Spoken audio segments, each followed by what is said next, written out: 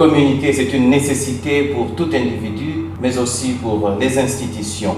Et très souvent, la communication des institutions passe par les médias. Ces moyens de communication que sont les médias constituent à eux seuls un monde particulier avec sa logique, avec son monde opératoire, ses forces, mais aussi ses faiblesses. Sont-ils indispensables, les médias? Sont-ils partenaires toujours fiables pour la communication des institutions? Dans Parlons des livres, nous allons nous entretenir avec M. Franck Mukanya. Il est l'auteur du livre intitulé « Face à l'enfer médiatique en RD Congo, stratégie de communication institutionnelle ». Livre publié à Amazon Publisher et KD Direct Publishing Incorporation au Royaume-Uni en 2023. Monsieur Franck Mukanya, bonjour. Bonjour Père, Prosper. Vous êtes professeur d'université en sciences et techniques de l'information, enseignant à l'Université des sciences de l'information et de la communication, UNISIC en cycle ex-IFASIC. Affirmatif. Expert en commerce international, coordinateur général du bureau de communication au service du commerce, ancien directeur marketing et communication de l'OCC, Office congolais de contrôle. Professeur Franck Mukanya, la communication, c'est l'un de vos domaines de prédilection. Tout d'abord, comment définissez-vous ce concept, la communication? La communication est un concept a priori banal, mais en réalité complexe, déroutant, je dirais même un peu irritant, dans la mesure où il constitue parfois un invraisemblable fourre-tout. On parle par exemple de moyens de communication de masse, mais on parlera aussi de moyens de transport et de voies de communication. Dans les deux cas, les concepts de communication ne renvoient pas à la même réalité. Donc, c'est un concept, un terme polysémique qui passe pour certains pour un passe-partout, un fourre-tout comme je l'ai dit. Mais, quelles que soient les approches que l'on peut prendre, on peut néanmoins définir la communication comme un processus d'échange entre un émetteur et deux ou plusieurs récepteurs.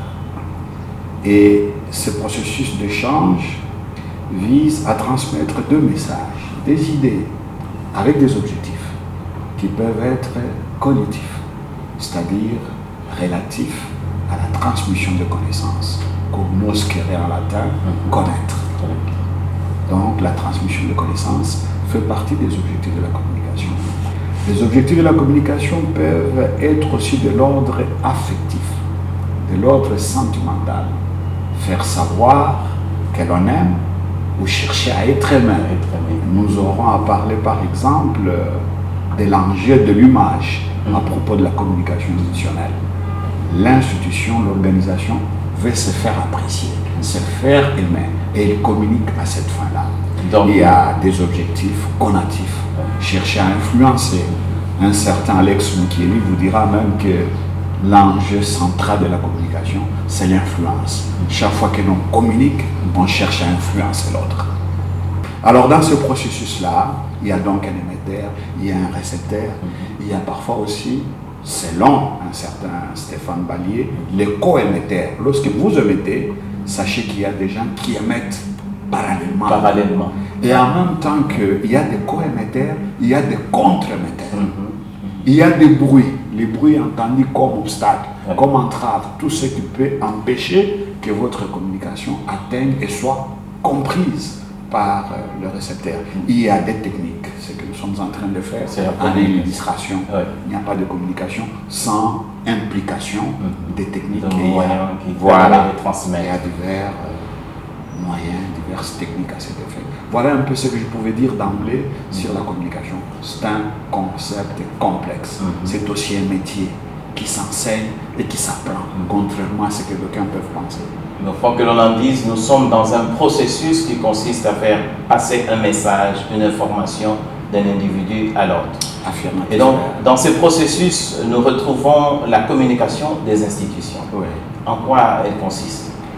La communication des institutions, comme vous venez de la définir implicitement, est celle dont les acteurs émetteurs sont les institutions, les organisations. Les organisations ont besoin de communiquer parce que les organisations sont des personnes morales. Autant les personnes physiques communiquent, les personnes morales, les institutions ont besoin également de communiquer. Pourquoi ont-elles besoin de communiquer? Mais pour faire passer leur message. Ça peut être envie de la notoriété, de la visibilité, ça peut être envie de se faire aimer. Or, on ne peut aimer que ce que l'on connaît.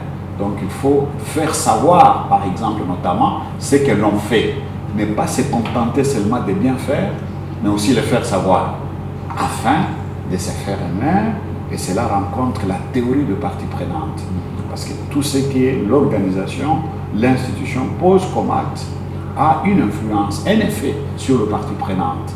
Alors il faut faire en sorte que le partie prenante puisse adhérer à la mission sociale, à l'objet social de l'entreprise. Et il y a quelqu'un, un certain Walter, si je ne m'abuse pas, qui disait que les institutions n'ont pas de choix.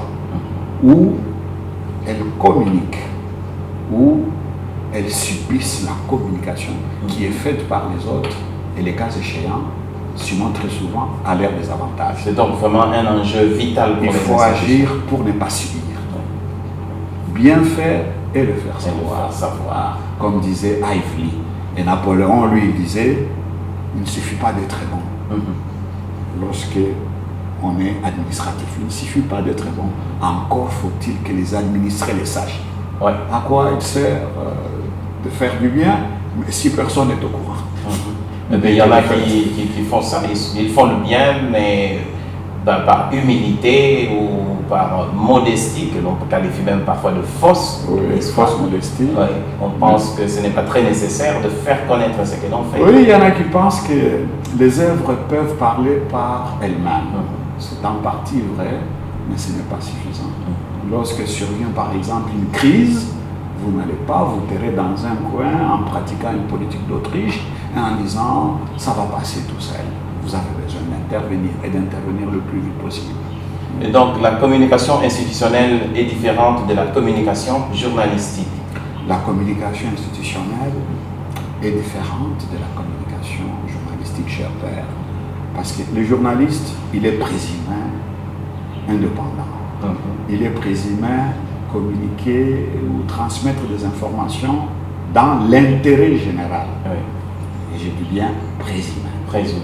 Mais l'institution agit, communique pour la promotion de son image. Donc le contexte est différent, les acteurs sont différents, les outils, les ressources même peuvent ne pas être les mêmes. Et on peut arriver que les enjeux de l'institution entrent en contradiction avec les enjeux et la démarche du journaliste. Et alors que très souvent, ou enfin disons parfois, les institutions ont besoin des médias, des acteurs de médias pour faire passer leur message. Parce que même si nous vivons à une époque où les centres de production de l'information se sont démultipliés, il n'en reste pas moins que les institutions auront toujours besoin de médias. Vous pouvez avoir un journal d'entreprise, mais il n'est pas suffisant pour atteindre toutes les parties prenantes. Il a même vocation d'abord à communiquer en interne. Les institutions ont besoin de médias comme intermédiaires pour atteindre les parties prenantes. Et c'est ainsi qu'on parlera notamment de la relation presse. La relation presse revient notamment à gérer ces liens-là, ces rapports entre les institutions et les médias, vecteurs de messages institutionnels notamment. En parlant du profil local des propriétaires au chapitre 5, vous avez cité des mots qui caractérisent plusieurs de ces propriétaires de médias. Et vous terminez en disant, je cite, « La sociologie politique de l'Afrique et de la RDC est aussi la sociologie de son système médiatique. » C'est à la page 128 de votre livre. En quelque sorte, vous reconnaissez que le journaliste est fils ou fille de son temps et que donc cette réalité que vous trouvez chez les journalistes n'est qu'un reflet de ce qui se passe dans la société. Absolument, cher Père Prosper, à travers le profil de journaliste ou de média, nous avons une image de la société. Et cela a été vrai depuis tous les temps. Le premier mode de communication a été, je peux dire, les histoires, comme dit Yuval Noah Harari dans son dernier ouvrage Nexus.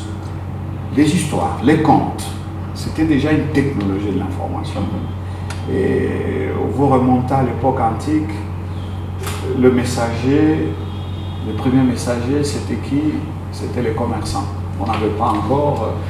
ceux qui faisaient le commerce étaient en même temps les colporteurs de messages.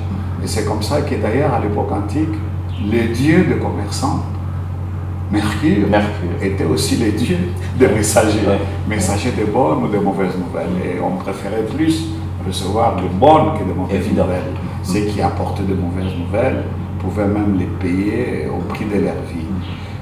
Le média, à chaque technologie d'information, à chaque type de média, les histoires, l'imprimeur, aujourd'hui nous avons l'Internet, eh bien, ça reflète une physiologie de la société. Et je disais que les journalistes transmettent un peu l'image de la société en considérant les cas présents en RDC depuis la démocratisation, ce qu'on a estimé être effectivement la démocratisation, le pluralisme politique au début des années 90. Il y a eu prolifération des journalistes. Et en même temps qu'on parle de démocratie, mal ou bien comprise, nous constatons que les dérives qui sont constatées sur le plan démocratique se retrouvent également dans la pratique du journalisme. Et c'est ainsi que j'ai lu les journalistes est un reflet, un miroir de la société. À travers le profil, à travers le média notamment, on peut se faire une idée de l'état de la société. Donc c'est difficile de s'attaquer aux journalistes, aux acteurs de médias, sans être en train de faire un genre de diagnostic sur la société. Et qu'est-ce qui doit changer dans la société pour que le journaliste fasse mieux son travail? Alors, le fait de dire que le journaliste est le produit de sa société ne devrait pas l'exonérer de ses responsabilités. Et quand je parle de responsabilité, je convoque le concept de l'éthique. J'entends parler par exemple, mon père, de la dépénalisation des délits de presse. C'est un enjeu qui me met mal à l'aise.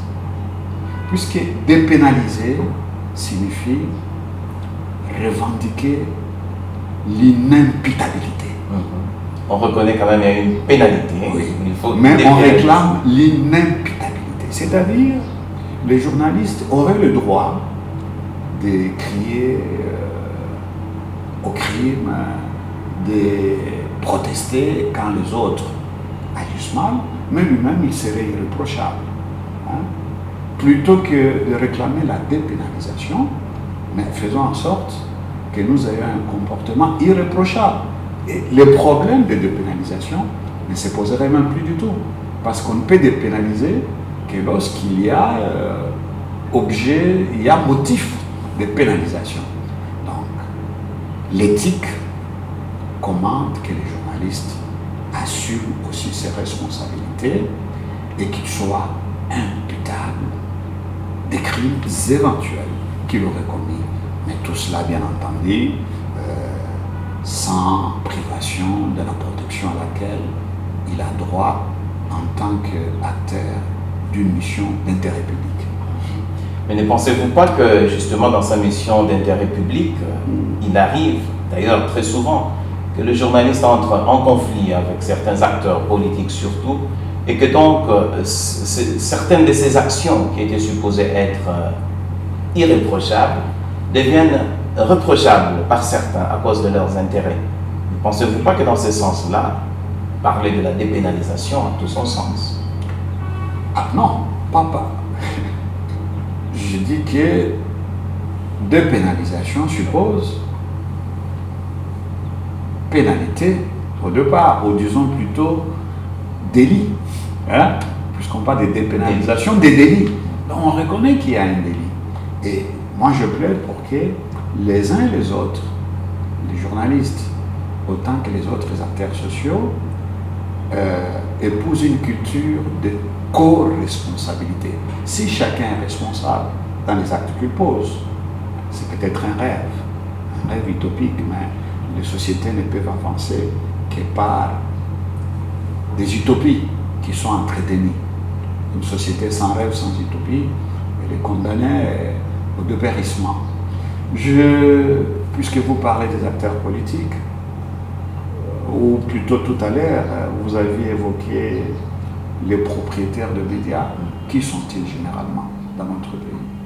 Ce soit des commerçants, ou des hommes d'affaires, ou des hommes politiques dont vous parlez. Ce sont eux les propriétaires de médias et qui ont le moyen et qui engagent à l'appel des journalistes et de plus en plus de jeunes gens qui ne sont pas très attachés à certaines exigences d'ordre éthique et moral, mais ils sont pris parce qu'ils peuvent être payés un minimum, ils n'ont pas de grandes familles, ils n'ont pas de nombreuses personnes à charge. Et je témoignage notamment, ça je l'ai écrit dans un précédent ouvrage, je ne sais pas si j'ai repris ça dans celui-ci, dans Image des entreprises, établissements et services publics en RDC face aux propriétés des systèmes médiatiques. Je rapporte un incident où un homme politique, propriétaire d'un journal, débarque nuitamment autour de minuit dans sa salle de rédaction. Oui, vous avez évoqué ça. Et commence à tabasser.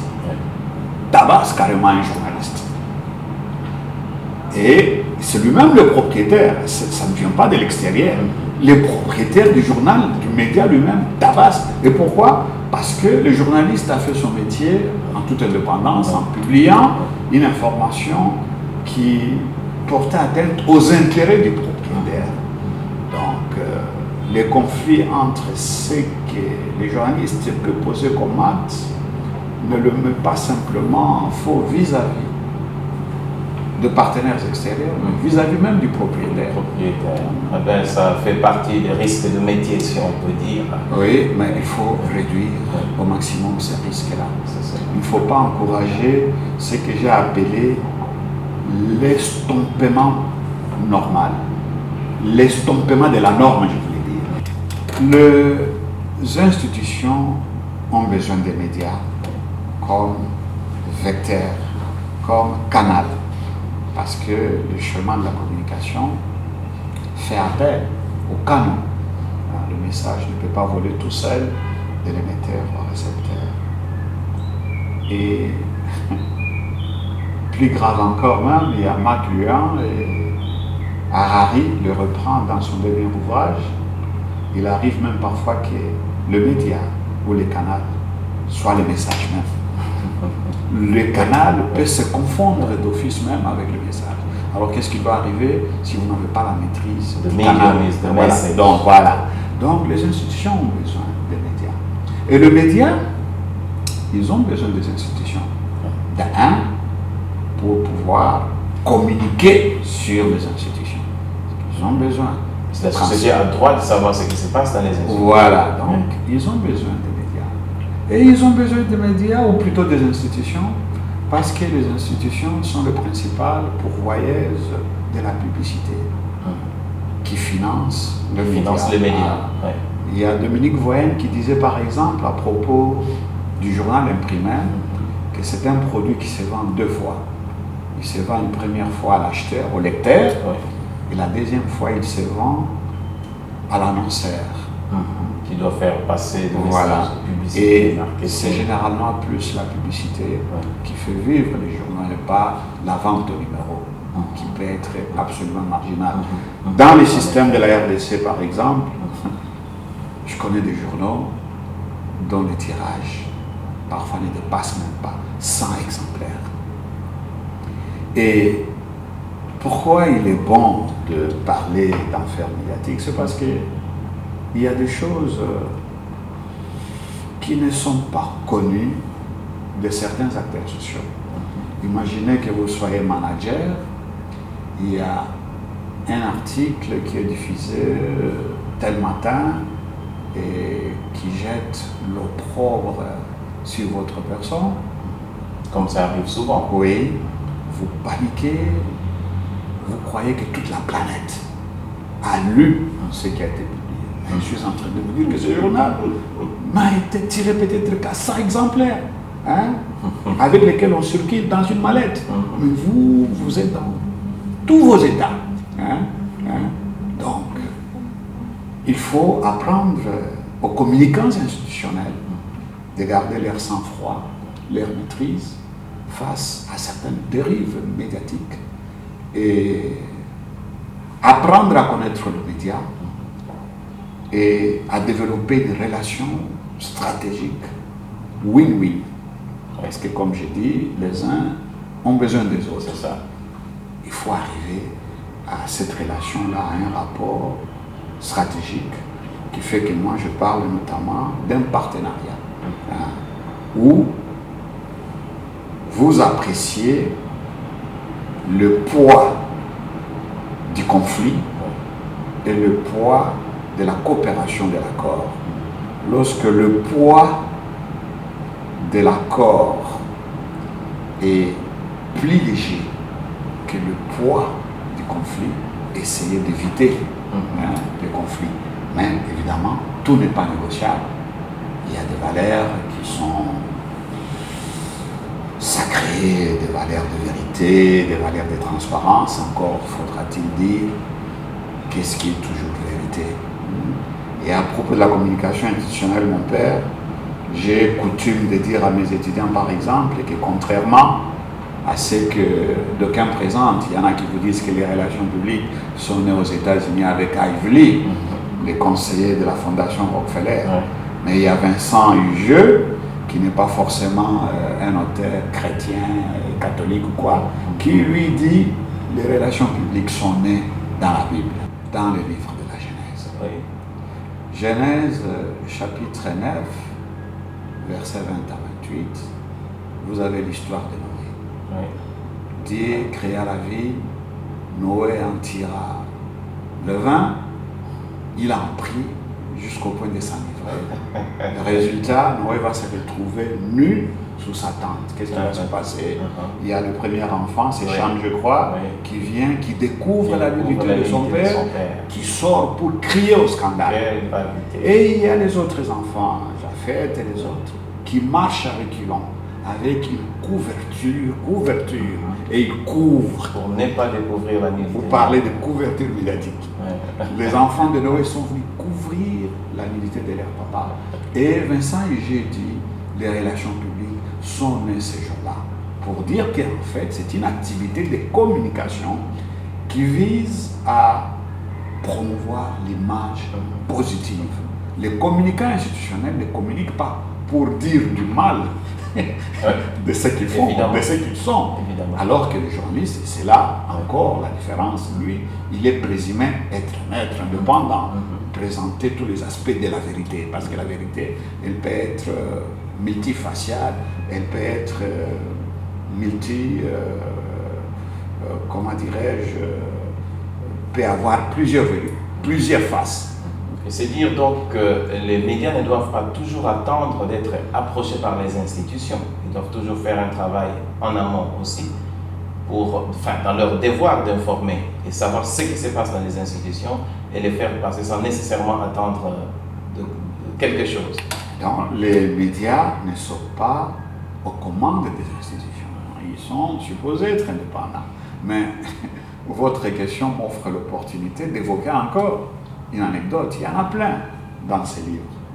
C'est à propos de ce que nous appelons les journalistes d'investigation. Père, comment est-ce que vous interprétez les comportements d'un groupe de médias? Un réseau dit de journalistes, ils peuvent être une vingtaine, qui vous adresse une correspondance dans une entreprise pour vous annoncer. Ils se disent journalistes d'investigation, mais ils vous annoncent que nous venons investiguer.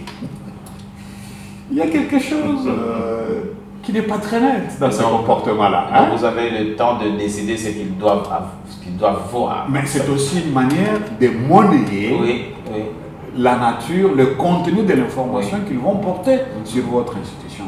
Pour ne pas se noyer. Voilà, donc vous comprenez que nous sommes dans une logique qui remonte au temps de Renaudot, de Mazarin, de Zola, une logique de chantage, de monnayage de l'information, contraire à toutes les exigences d'ordre légal. Je fais appel au droit pénal, d'ordre du droit naturel, de l'éthique, de la déontologie, de l'autorégulation, j'en passe. Je suis en train de décliner un peu tout ce que nous avons comme arsenal normatif, comme régime normatif, en lien avec l'exercice d'information et de communication. Donc, ce lien entre la communication institutionnelle et les médias devait être une relation de partenariat, mais c'est n'est pas toujours le cas. Partenariat sain. Vous êtes directeur général d'une entreprise, vous recevez la lettre d'un journal qui dit que vous avez été plébiscité meilleur directeur général de l'année.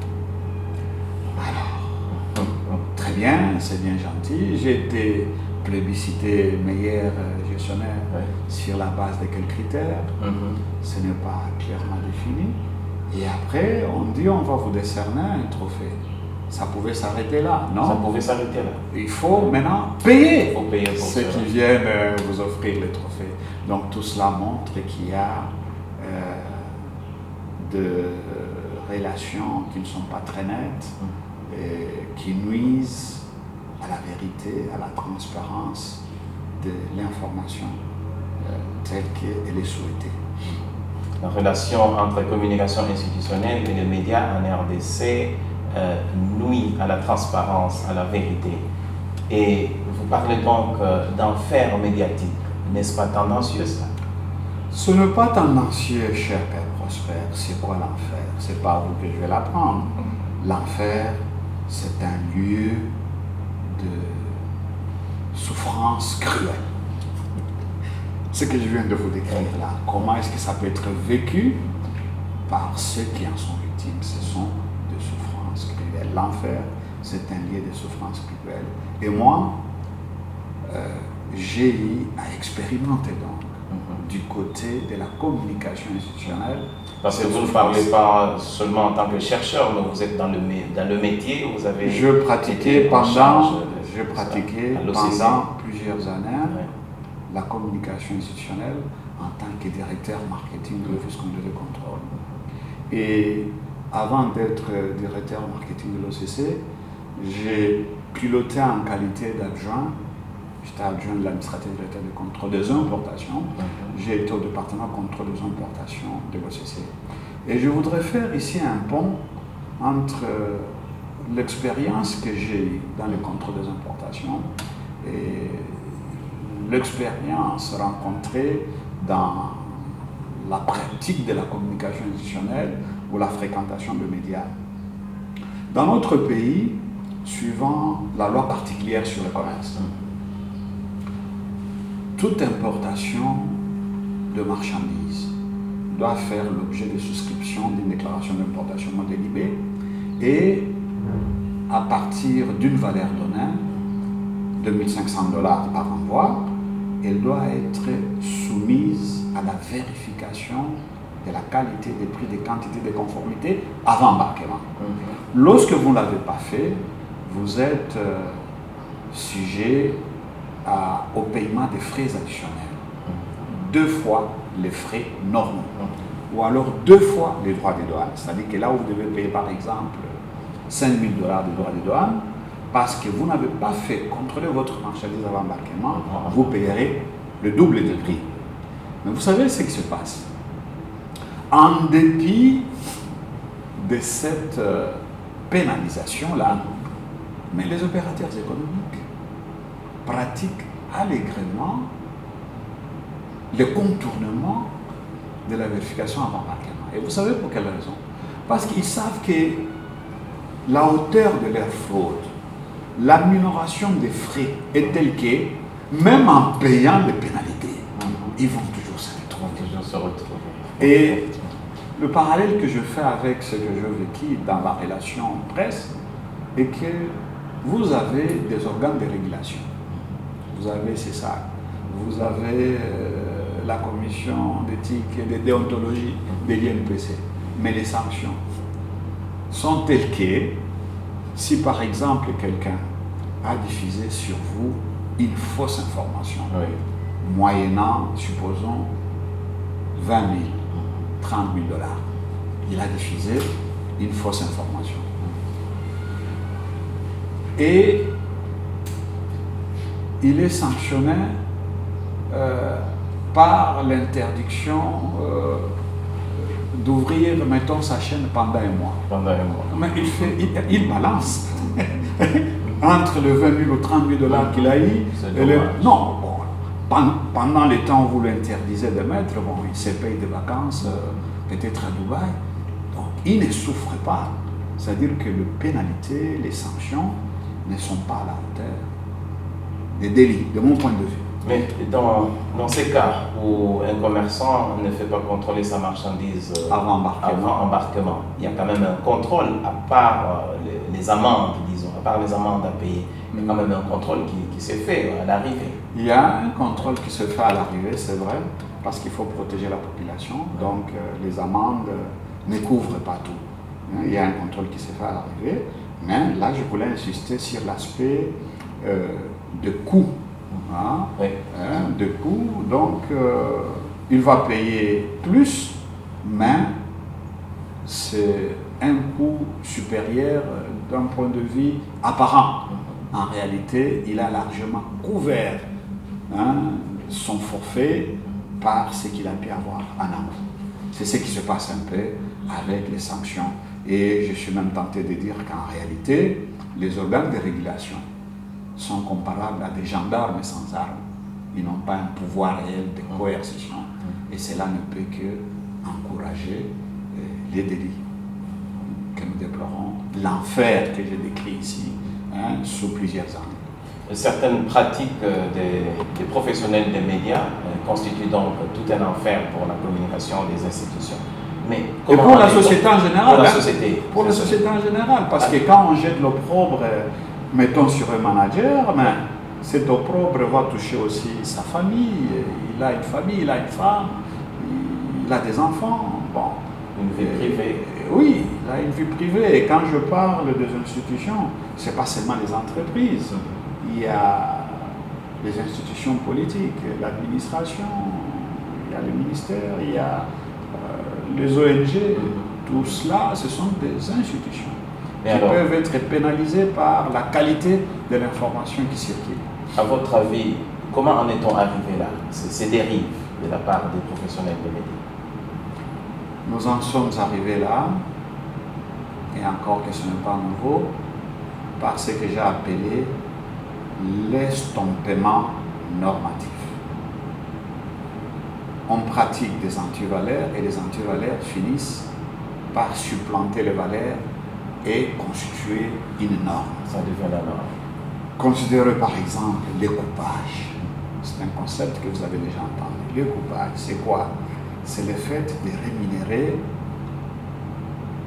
une activité d'information qui devrait procéder d'un ordre normal.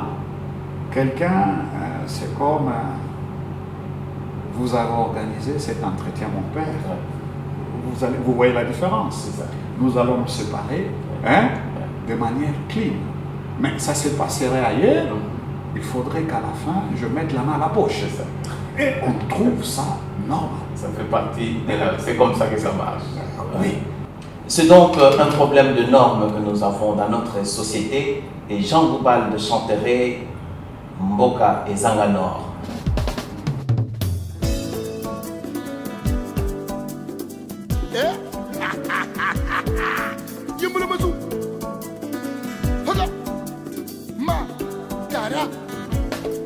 Yave atia mayele nkati ya moto mpwete moke moke ya sosola molongo nkati ya molongo atia bakode nyonso ya la vie. Observez la nature, vous comprendrez les choses de l'esprit.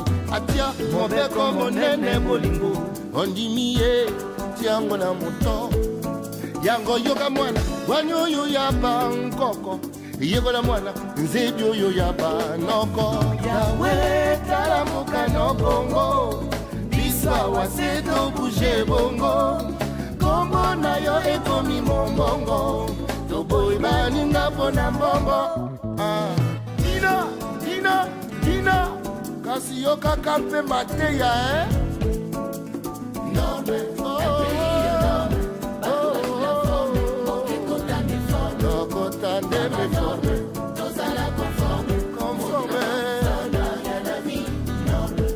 Yawe atia mayele nkati ya moto mpwete moke moke ya sosola molongo nkati ya molongo atia bakode nyonso ya la vie. Observez la nature, vous comprendrez les choses de l'esprit.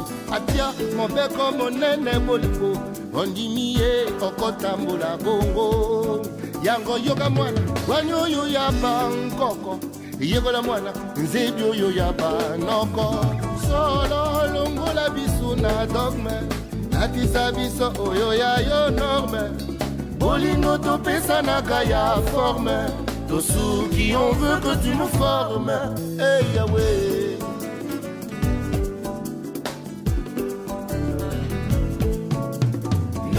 norme énorme forme mais forme norme conforme ya la vie yango yoka mwana wanyoyo ya bankoko yegola mwana nzebi oyo ya banoko kop ezwi esika ya mosala ndebane lolenge tokotambola moto normal tobengi ye yuma pofakwa apesi biso duma wili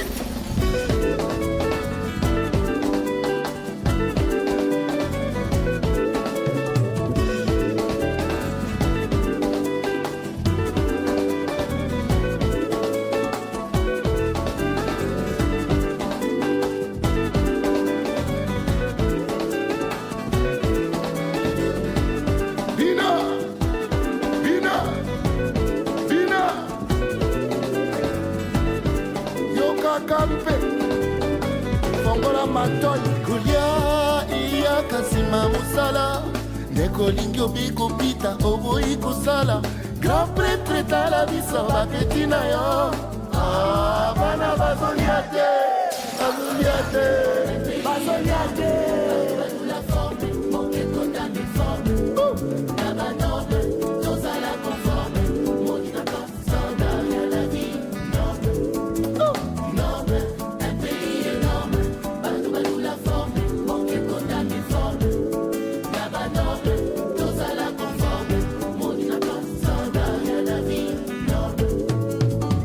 mokili etambolaka na mibeko awa biso onroula mbeba mobuki mibeko alingi raison yoka bareponse bon boyoko yo mto bomsa mbokoyo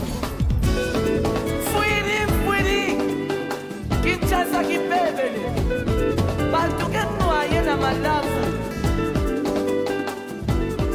atatanzami kiadie bon. Donc il y a cette adoption d'antivaleurs qui sont devenues énormes. Il y a la misère. Lorsque un journaliste a sa femme qui doit accoucher un enfant malade, je ne dis pas que tous les journalistes tombent dans ce panier. Parce que si on parle de l'enfer, cela suppose aussi qu'il peut y avoir des poches célestes quelque part. Tout le monde ne tombe pas dans ce panier. Mais alors, je disais, quelqu'un qui est en détresse, ventre affamé comme on dit, n'a pas d'oreille, eh bien, cela peut ouvrir la voie à toutes ces dérives-là. Et effectivement, il y a un déclin éthique qui est concomitant aussi à un désastre financier économique. Donc, il y a beaucoup de médias qui traversent des situations très précaires et qui justifient que, voilà, le coupage dont je parlais, il a appelé dans les trottoirs de certaines rédactions, niqué, motivation, Madesu Yabana, etc. Bon. Il y a plusieurs facteurs. La rareté de la publicité qui aurait dû financer l'activité de communication, l'activité d'information, tout cela concourt au déclin que j'ai abondamment décrit dans l'enfer médiatique. C'est-à-dire que les médias sont devenus un lieu de souffrance cruel pour beaucoup de partenaires sociaux. Il y a donc un problème financier et un problème éthique parce que vous estimez que, je cite, l'environnement médiatique est dépouillé d'un minimum de garanties d'ordre financier et éthique. Du point de vue éthique, vous avez longtemps abordé ce point. Et le commerce international est aussi votre domaine. Vous comprenez donc que la garantie d'ordre financier est plus complexe, non seulement en RDC, mais dans beaucoup d'autres pays du monde aussi. Quel modèle économique proposez-vous aux acteurs des médias pour pouvoir assurer leur indépendance? Le modèle économique que je pourrais avoir l'ambition de proposer, cher père Prosper, serait un modèle fondé notamment sur la diversification de l'offre réelle de médias. Il ne faudrait pas que le média puisse s'en tenir toujours à l'offre traditionnelle. Il y a Adam Smith, le père de l'économie libérale, qui disait « La finalité de toute production est la consommation ». Le média n'échappe pas à cette règle. Ils doivent produire des messages qui répondent aux valeurs attendues. Il faut que l'offre réelle puisse correspondre à la valeur perçue par les partenaires, les acteurs sociaux. Et pour cela, il faut quitter un système de portefeuille monoproduit. Vous avez par exemple le journal avec, mettons peut-être telle rubrique, sauf vous vous en tenez uniquement à cela, à l'ère où l'activité d'information est déjà très disputée. Les organisations déjà, elles ont leurs propres entités de production de l'information. Parfois, elles vous produisent des informations qu'elles vous demandent simplement de diffuser. Je prends l'expérience de l'agence Congo Presse, excusez-moi d'en parler comme ça, de manière très spécifique. C'était, il y a quelques années, un grand acteur public d'information et de communication. Lorsque vous allez maintenant, ou il y a quelques temps, je ne sais pas si cela a changé, à l'ACP, vous avez déjà du mal à découvrir même l'entrée. C'est où, par où est-ce qu'on entre. Et lorsque vous montez dans les locaux de l'ACP, je ne sais pas si cela a évolué depuis l'avènement de la nouvelle équipe, mais vous avez l'impression de traverser le couloir de la mort. Mais maintenant, il y a eu un nouveau leadership à la tête de l'ACP. Et qu'est-ce que je découvre? L'ACP ne se contente plus simplement des dépêches ou de son bulletin d'information. L'ACP commence à organiser des émissions télévisées. Il y a diversification du produit. Donc l'ACP produit des émissions qu'elle peut vendre au niveau national et à l'étranger. Donc il y a une demande, il y a un besoin, mais il faut identifier, il faut découvrir ces demandes. Et ça vous permet donc de ne pas rester rivé à un seul produit. Je préconise aussi, parce que j'ai dit que les médias ont besoin des organisations autant que les organisations ont besoin de médias, un partenariat stratégique, win-win. Et moi, j'ai expérimenté ce type de partenariat en tant que directeur marketing de l'OCC. L'OCC, je ne sais pas si cela a changé, avait des contrats de partenariat avec, mon Dieu, peut-être même une quinzaine de médias. Et je suis tout à fait lucide, j'invite les communicants institutionnels à être lucides aussi, en notant notamment qu'on ne crache pas dans la main qui donne. Il ne faut pas se faire d'illusions. Donc il est difficile, ce n'est pas de la corruption, il est difficile à un média qui a un partenariat avec vous d'aller cracher sur vous en sachant qu'il y a une relation, notamment de divers ordres entre vous. C'est quelques pistes du modèle que je prescris. Il y a d'autres dimensions qui sont développées dans l'ouvrage. Et il y a aussi une recommandation qui porte sur les renforcements des capacités, des connaissances. Un bon communicant à l'ère de l'Internet, il doit être en mesure de manipuler au bon sens les médias sociaux, les réseaux sociaux. Et cela est vrai autant pour les organisations que pour le média. Alors, professeur, vous insistez et persistez, disant que les médias représentent un enfer pour les communicants. C'est face à cet enfer que vous préconisez des stratégies de communication.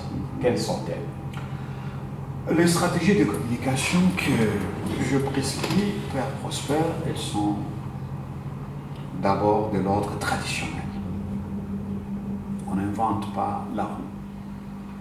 De l'ordre traditionnel, en ce sens que je demande une meilleure connaissance de médias par les organisations. Il faut maîtriser le média. Ce média que d'aucuns présentent même comme étant et même le message. Si vous ne le maîtrisez pas. Pour revenir aux anecdotes par exemple, je prends le cas des communicants politiques. En causant avec certains amis, conseillers en communication de nos hommes politiques, de certains ministres, vous découvrez par exemple qu'il y a tel ministre dont c'est l'épouse, la conjointe, qui doit décider de la durée de tel élément qui a été réalisé sur son compte à la télévision. Comme votre collègue est passé pendant 2 minutes, je veux que votre élément passe aussi pendant 10 ou 15 minutes. Donc c'est dans le mépris total des exigences. Avez-vous absolument intérêt à passer pendant 10 ou 15 minutes? Et lorsque vous passez pendant 10 ou 15 minutes, c'est pour dire quoi et comment les dites-vous? Avez-vous absolument intérêt à ce que cela se passe de la sorte? Il faut connaître le média, il faut faire en sorte que vous ne soyez pas victime de pièges qui peuvent vous être tendus. Il faut anticiper et contourner ce média. Il faut pratiquer ce que j'appelle, c'est pas moi, c'est des auteurs italiens dont le nom m'échappe maintenant, ce qu'ils ont appelé le marketing de la grenouille. La grenouille se déplace en sautillant. Mais que fait la grenouille lorsqu'elle se retrouve devant une montagne qu'elle ne peut pas sauter? Elle contourne. Tous les obstacles sont contournables. Il faut chercher le moyen qui permette de contourner ces obstacles. Et ce sont ce moyen-là de contournement des obstacles que j'appelle des stratégies. Il y en a qui sont traditionnelles, fondées sur la nécessité de transparence, de clarté, de vérité, la nécessité de cohésion entre les discours et les actions. Il ne faut pas que vos actions viennent contredire le discours. Parce que les œuvres parlent parfois même d'elles-mêmes. Si vous êtes un voleur, ce n'est pas en communiquant tous azimuts, ce n'est pas en montant sur le toit de la RTNC pour dire que vous êtes un saint, que vous serez reconnu saint. Posez d'abord des actions en relation publique, on vous dira même, les bonnes actions précèdent les bonnes paroles. Bien faire et ensuite le faire savoir. Donc, nos stratégies de communication doivent faire en sorte que nos discours soient en phase avec nos actions et doivent tenir compte des attentes de parties prenantes. Qu'est-ce que l'État attend? Qu'est-ce que les acteurs sociaux attendent? Il y a la norme ISO 26000 sur la responsabilité sociétale des organisations. Je parlais de l'éthique et de la responsabilité de médias ou de journalistes, mais il y a aussi la responsabilité sociétale des organisations, qui veut que les organisations ne doivent pas se focaliser simplement sur leurs intérêts d'ordre économique, mais considérer aussi l'environnement technologique, légal, les attentes même sur un plan philanthropique. Vous pouvez dire par exemple, bon, moi je suis directeur général de telle entreprise, je ne suis pas une fondation philanthropique. Mais imaginez, cher père, que vous n'êtes pas une fondation philanthropique, mais un jour, parce que vous avez toujours témoigné du mépris par rapport aux handicapés physiques, vous vous retrouvez avec 100 handicapés physiques devant le portail de votre institution. Ils disent, vous n'entrez pas. Et évidemment, vous n'entrez pas. Et vous n'entrez pas. Donc vous n'allez pas dire, mais les textes ne me disent pas, il faut prendre soin des handicapés physiques. On a besoin d'une certaine souplesse. Voilà. Et c'est ça l'essence même de la stratégie. Il faut de la flexibilité. Henri Bergson, qui est un philosophe chrétien, disait que le bon sens, c'est la mobilité de l'intelligence qui s'adapte sur la mobilité des choses. Il faut être flexible. Parce que la vérité, elle est systémique. Elle n'est pas juste grise, noire, elle est systémique. Il faut avoir donc une approche holistique, systémique de l'environnement et notamment de cette relation entre le média et les organisations. Voilà des bonnes stratégies de communication institutionnelle qui partent d'un minimum de maîtrise.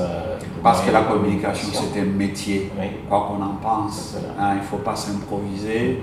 Communicant, j'entends beaucoup parler de communicateurs. Et communiquer, on ne doit pas communiquer pour communiquer. Il y a des moments même où le silence vaut mieux que la communication verbale. Parce que le silence est lui-même un mode de communication. Il y a le président Sassou Nguesso qui disait il y a quelques années, en parlant de certains communicants, que c'était des phraseurs. Bien communiquer, ça ne consiste pas simplement à juxtaposer de belles phrases. Vous pouvez juxtaposer de belles phrases, mais être un très mauvais communicant. J'ai eu l'avantage, je ne citerai pas les noms, mais certains les reconnaîtront, parce que je vous parle de faits véridiques. À l'Office communal de contrôle, on a eu, il y a quelques années, un directeur général venu d'une autre grande institution, un polytechnicien, un garçon très brillant. Mais vous savez, qu'est-ce qui lui est arrivé? Il a été révoqué et l'arrêté portant sa révocation disait incapacité à communiquer. Incapacité à communiquer. Savoir communiquer maintenant fait partie des obligations que l'on attend des managers. Bon, et bien communiquer, ce n'est pas simplement construire de belles phrases. Vous communiquez bien lorsque vous arrivez à vous faire comprendre, à faire passer votre message. Et il n'est pas facile justement de bien communiquer. André Malraux, si je peux le citer encore, il disait quoi, je cite, l'étonnant aujourd'hui, ce n'est pas le fait qu'on ne se comprenne pas, c'est le fait qu'on arrive à se comprendre. Malgré tous les espaces qui nous séparent. Il y a beaucoup de choses qui nous séparent. Et donc, lorsqu'on arrive déjà à se comprendre un temps, soit paix, ça devrait plutôt nous émerveiller, nous étonner, disait André Malraux. Donc, c'est pour souligner la complexité de l'activité de communication. Monsieur Franck Moukane, vous êtes professeur à l'UNICIC, ex-IFACI. Et à l'Université Révérend. Ok. Et donc, vous formez et des communicants, ceux qui seront chargés de la communication. Et je communique aussi. Et des journalistes, des futurs journalistes. Je voudrais souligner aussi qu'au-delà de l'hémicycle, de Révérend Kim, je suis avec les cabinets de formation HCDIC, un cabinet britannique, piloté par un collègue professeur de l'université de Kent, et nous organisons des formations, notamment sur le leadership, sur la communication, dans des entreprises. Alors, le fait que vous formez de futurs communicants et de futurs journalistes, vous considérez ça comme une chance ou un défi? C'est une chance dans ce sens que c'est quelque chose que j'aime. Je veux partager. C'est que je crois savoir. Je vais continuer à apprendre. Parfois, j'apprends même en lisant les travaux de mes étudiants. Par exemple, pendant longtemps, je voyais des taxis Yango. Et je disais, Yango là, c'est certainement Lingala. Et c'est un jour, en lisant le mémoire d'un étudiant, que je découvre que non, Yango, ça signifie Yangoan. Ça n'a rien à voir. Donc, je découvre ça en lisant le mémoire. Donc, c'est une société de transport d'origine hollandaise avec des racines internationales. Donc, j'apprends en dirigeant les travaux de mes étudiants. Et donc, c'est une chance dans ce sens que j'aime ce que je fais là. Mais c'est aussi un défi, parce que voyez un peu tout ce que nous avons comme obstacle, comme défi à relever sur le plan de l'éthique, sur le plan de la transmission de connaissances. Nous avons certains étudiants qui vont sortir de la formation, qui vous parlent peut-être même bien, cher professeur, cher père Prosper, professeur vous-même en devenir, mais incapable d'écrire correctement une seule phrase. Alors, imaginez notre peine lorsque vous devez, par exemple, corriger 30, 40 mémoires, où vous êtes appelé à réécrire, à corriger. Donc, c'est un défi. Et ces personnes-là ont l'ambition de se retrouver après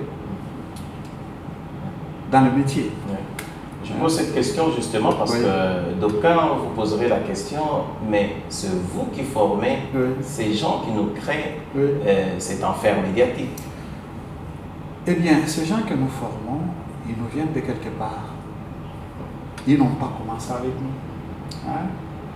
Vous avez un auditoire où régulièrement, vous avez en face de vous 30, peut-être 40 étudiants. Lorsque surviennent les examens, vous avez 400 étudiants. Pendant les enseignements, ils étaient 30 ou 40. À l'examen, ils sont 400. Je vis cela un peu partout. Dieu merci, de temps à autre, il y a des étincelles, il y a des étoiles. Il y a des étoiles et c'est ça qui parfois nous motive, nous encourage. Nous nous disons, il n'y a pas que du mauvais grain, il n'y a pas que des livrets. Et au-delà du mauvais grain, il y a de temps à autre quelques étoiles qui surgissent et qui font notre bonheur dans ce métier, qui constitue un apostolat, étant donné la modicité de ce qu'on donne comme rémunération. Professeur, dans ces livres, vous rejoignez Jacques Attali en constatant une féminisation galopante dans le métier de journaliste. C'est-à-dire qu'il y a de plus en plus des femmes qui s'engagent dans ce métier. Est-ce une chance, une bonne opportunité pour la société? Comment vous trouvez cela? Votre question, Père Prosper, me rappelle un échange que j'ai eu avec le postfacier de ce livre. Ce livre est postfacé par le professeur Émile Bongeli. Il est préfacé par le professeur Vital Kamere, président de l'Assemblée nationale. Alors, lorsque vous me parlez de la féminisation du métier de journaliste, vous me rappelez une conversation que j'ai eue avec le professeur Bongeli, post-facier de cet ouvrage, lorsqu'il a eu à relire tous les livres avant que je l'amène à l'impression. Alors, il était troublé comme vous par cette évocation de la féminisation. Je voudrais d'abord dire que c'est une réalité. Il n'y a pas que les métiers d'ailleurs, mais déjà la formation. Dans un auditoire de 400, où lorsque je reçois 40 étudiants, 30 sont de filles, sont de femmes. Je pourrais dire aussi, contrairement peut-être à Attali, qu'il n'y a pas que le métier de journalisme qui se féminise de plus en plus. Vous allez dans les droits, vous allez dans la médecine, on voit une émergence grâce notamment à la promotion de la politique du genre, d'égalité. Donc on a de plus en plus de femmes qui sont dans plusieurs métiers. Mais on le voit très sensiblement dans le métier de journaliste. C'est une chance parce que une chance et un défi. Je pourrais même aller plus loin en disant que ça pourrait devenir aussi un drame malheureusement.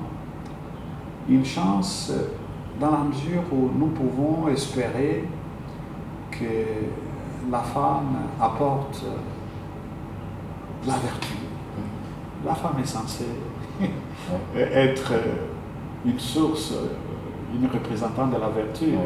Bureau Veritas, qui est une société multinationale dans la vérification, notamment des importations et des exportations. Excusez-moi de parler de Bureau Veritas. Dans leur logo, il y a une femme nue. Dans les logos des Bureau Veritas, il y a une femme nue.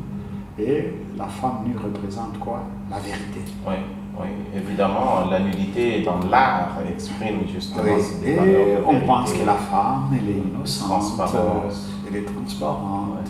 Bon. Malheureusement, je parle de choses vécues, mais je n'applique pas ça à tout le monde. Il y a des femmes journalistes qui sont instrumentalisées,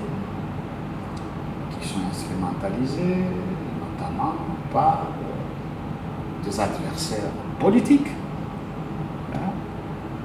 On en parle de moins en moins maintenant, mais il y a une période où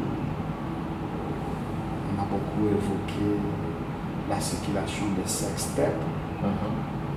Excusez-moi, parfois, en fouillant, en creusant, vous pouvez découvrir qu'il y a telle femme journaliste qui a été utilisée, employée pour déstabiliser un acteur économique ou politique. Et puis, il y en a qui viennent avec une volonté sincère de pratiquer ces métiers, tout comme il y en a. Et ça, ce sont des choses que j'ai déjà entendues moi-même, qui viennent, dans le cas de la télévision notamment, juste pour être vues. Ce qu'elle veut vendre, ce qu'elle veut transmettre, ce n'est pas tellement l'information qui est attendue par la société, c'est elle-même qu'elle cherche à vendre à travers l'écran de la télévision. On peut attendre, comme cela est vrai d'ailleurs pour toute forme de réalité, on peut attendre beaucoup de bien, mais il faut faire attention au piège que cela peut représenter. Quand Attali en parle, ce n'est pas nécessairement en applaudissant, c'est pour attirer aussi notre attention sur ces changements, cette mutation, avec tout ce qu'elle peut avoir comme corollaire. Et professeur Franck Mukanya, merci d'avoir répondu à notre invitation. Je rappelle que vous êtes expert en commerce international et docteur en sciences et techniques de l'information, ancien directeur marketing et communication de l'Office congolais de contrôle OCC. Vous êtes aussi coordinateur général du bureau communication au service du commerce. et surtout professeur d'université, enseignant à l'Université des sciences de l'information et de la communication, UNISIC ex-IFASIC.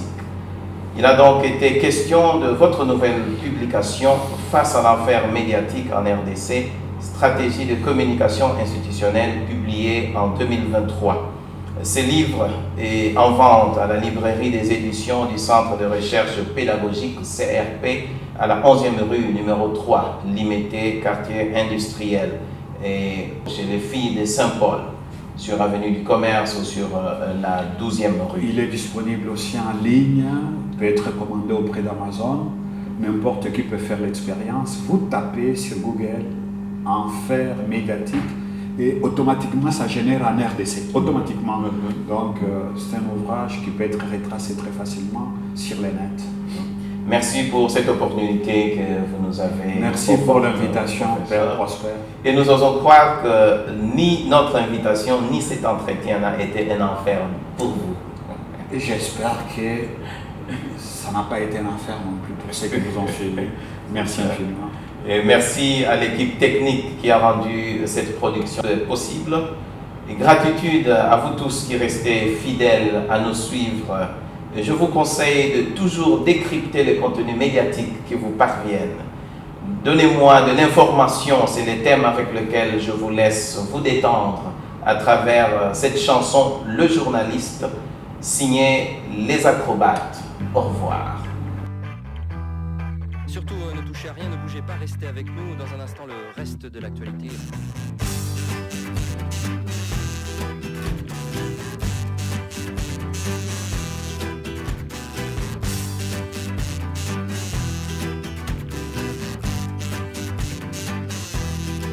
Donnez-moi de l'information, des nouvelles fraîches de préférence. Nos auditeurs sont en attente, je n'en peux plus. Téléspectateurs en demande, images passées et repassées. J'en ai tant dit et redit, je suis perdu.